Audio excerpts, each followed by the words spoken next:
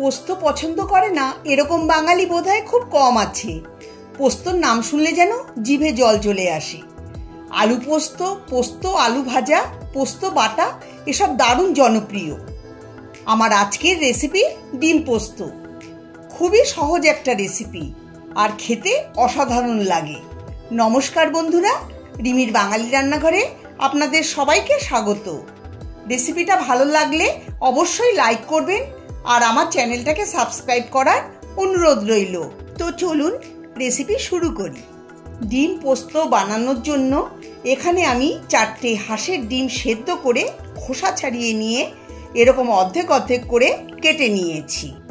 এখন একটা পেস্ট বানিয়ে নেব।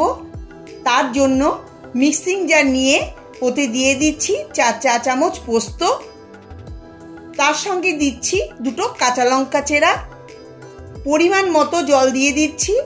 এখন মিহি করে পোস্ত বেটে নেব। দেখুন বন্ধুরা, পোস্ত বেটে নিয়েছি। প্রথমে ডিম ভেজে নেব। কড়াইতে 3-4 টেবিল চামচ সর্ষের তেল দিয়ে গরম করে নিচ্ছি। তেল গরম করে নিয়েছি। এখন গ্যাসের ফ্লেম লো করে তেলে দিয়ে দিচ্ছি অল্প পরিমাণে লবণ, 1/2 চা চামচ হলুদ গুঁড়ো আর তার সঙ্গে দিচ্ছি সামান্য পরিমাণে লঙ্কার গুঁড়ো। এতে স্বাদ খুব সুন্দর হবে। এখন মশলা লবণ ভালো করে মিশিয়ে নিচ্ছি। কিছু সেকেন্ড মেশানো হলে এর মধ্যে দিয়ে দেব অর্ধেক অর্ধেক করে কেটে রাখা ডিম। এখন মিডিয়াম টু লো ফ্লেমে ডিম ভালো করে ভেজে নিচ্ছি। এক পাশ ভালো করে ভেজে নিয়েছি। এখন অপর পাশ উল্টে ভেজে নেব।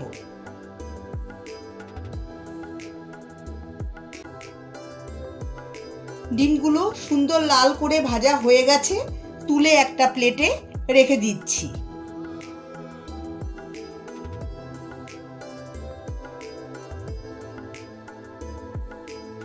দেখুন বন্ধুরা, ডিমগুলোকে কত সুন্দর আর লাল করে ভেজে নিয়েছি।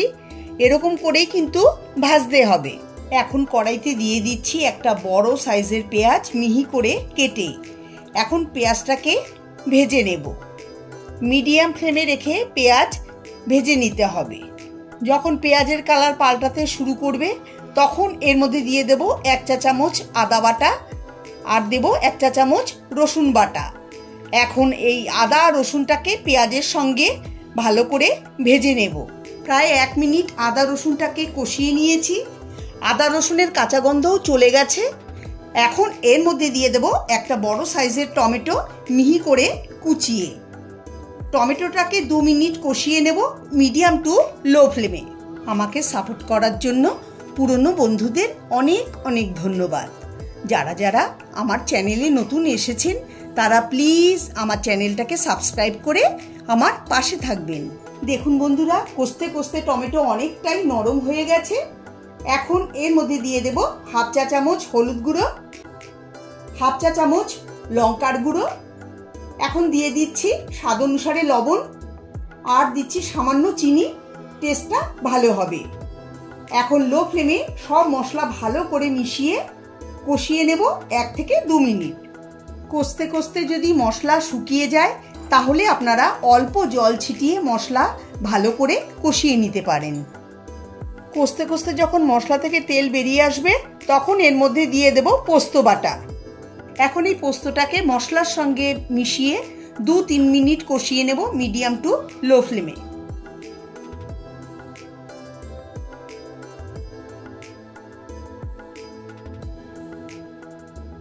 পোস্ত একটু ভালো করে কষিয়ে নিলে খেতে খুবই ভালো লাগে।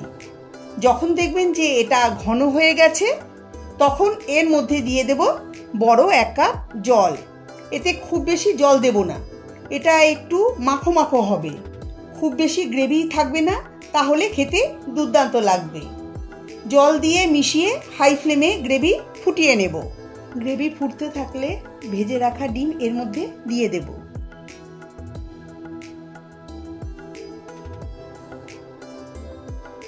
মশলার সঙ্গে উল্টে পাল্টে ডিম মিশিয়ে নিচ্ছি।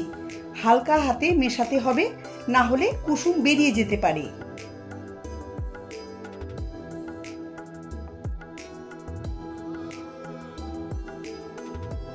দিয়ে দিচ্ছি 3টে কাঁচা লঙ্কা চেরা। এখন ঢাকা দিয়ে লো ফ্লেমে 4-5 মিনিট রান্না করে নেব। 5 মিনিট পরে ঢাকা খুলে নিলাম। একদম তৈরি হয়ে গেছে ডিম পোস্ত।